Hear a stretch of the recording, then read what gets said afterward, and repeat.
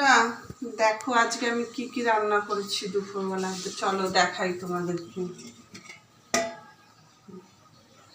সাদা ভাত, তারপরে হচ্ছে কি যে কচু বাটা,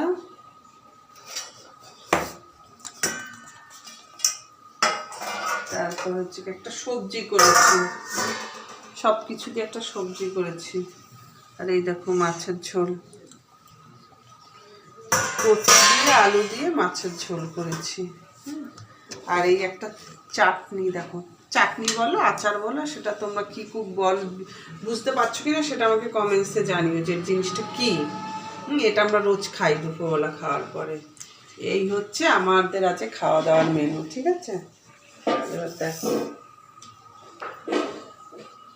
আর কার কার বাড়িতে কি কি হয়েছে আমাকে একটু কমেন্টস করে জানিও।